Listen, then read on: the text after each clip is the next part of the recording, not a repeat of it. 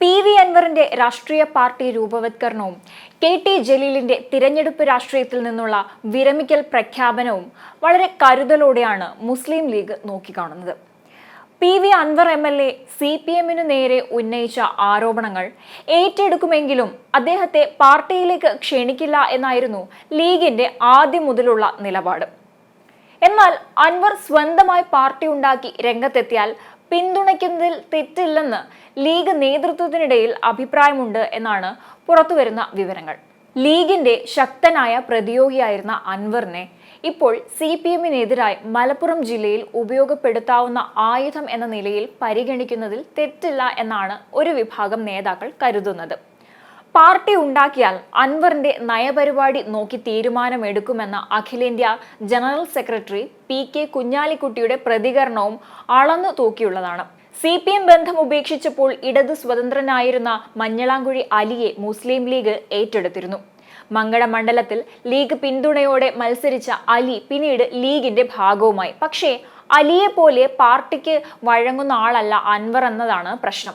അതുകൊണ്ട് അൻവറുമായി രാഷ്ട്രീയ സഹകരണമേ ലീഗിന് സാധ്യമാകൂ. നിലമ്പൂർ കോൺഗ്രസ് മണ്ഡലമായിരുന്നതിനാൽ അവരെ കൂടി കേട്ട് ലീഗ് മുന്നോട്ട് പോവുകയുമുള്ളൂ.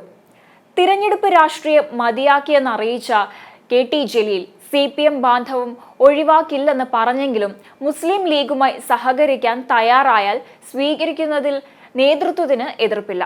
നേരത്തെ കെ.ടി. ജലീലുമായി ലീഗിന്റെ മുതിർന്ന രാജ്യസഭാംഗവും MLA-യും ചർച്ച നടത്തിയിരുന്നു. ജലീൽ തീരുമാനം പറയാത്തതിനാൽ തുടർ ചർച്ച വഴിമുട്ടുകയായിരുന്നു. CPM-ന് സ്വാധീനമുള്ള ജില്ലയല്ല മലപ്പുറം. UDF പാളയം വിട്ട സ്വതന്ത്രന്മാരെ ഉപയോഗിച്ചാണ് കുത്തക മണ്ഡലങ്ങൾ പിടിച്ചെടുത്തത്. മണ്ഡലത്തിനപ്പുറത്തേക്ക് സ്വാധീനമുള്ള വ്യക്തികൾ എന്ന നിലയിൽ പി.വി. അൻവറും കെ.ടി. ജലീലും മലപ്പുറത്തെ LDF-ന്റെ ശക്തമായ മുഖങ്ങളായിരുന്നു. അൻവറിന് കാന്തപുരം വിഭാഗവുമായും കെ.ടി. ജലീലിന് ഇരുവിഭാഗം സംസ്ഥകളുമായും അടുപ്പമുണ്ട്. അൻവറിന്റെ അകൽച്ചയ്ക്കൊപ്പം ജലീൽ സജീവ രാഷ്ട്രീയത്തിൽ നിന്ന് പിന്മാറുന്നത് CPM-ന് മലപ്പുറത്ത് തിരിച്ചടിയാവുമെന്നാണ് വിലയിരുത്തൽ. ഇത് ഉപയോഗപ്പെടുത്താനാണ് ലീഗ് നേതൃത്വത്തിന്റെ നീക്കം. അതേസമയം തന്നെ മുഖ്യമന്ത്രിയുടെ ദി ഹിന്ദു പത്രത്തിലെ അഭിമുഖവും വിവാദമാക്കിയത് മുസ്ലിം ലീഗ് ആണെന്ന ആരോപണങ്ങൾ ഇപ്പോൾ ഉയർന്നു വരുന്നുണ്ട്. മുസ്ലിം ലീഗ് തെറ്റിദ്ധാരണ പരത്തുകയാണെന്ന് മുതിർന്ന CPM നേതാവ് വിജയരാഘവനാണ് ഈ വിഷയത്തിൽ ആരോപണം ഉന്നയിച്ചത്.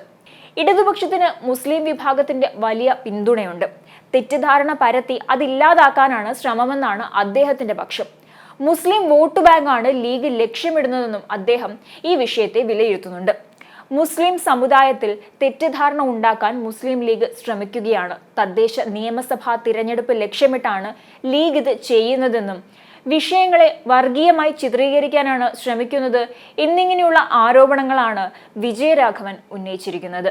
ഒപ്പം UDF-ഉം പൊതുവെ ലീഗിന്റെ തെറ്റായ പ്രവണതയ്ക്കൊപ്പമാണെന്നും വിജയരാഘവൻ ആരോപിക്കുന്നുണ്ട്. PR ഏജൻസികൾ അന്യരാജ്യങ്ങളിൽ നിന്നും വന്ന രാജ്യവിരുദ്ധ ശക്തികൾ ആണോ എന്നും അതിലെന്താണിത്ര തെറ്റെന്നും വിജയരാഘവൻ ഇതിനൊപ്പം ചോദിക്കുന്നുണ്ട്.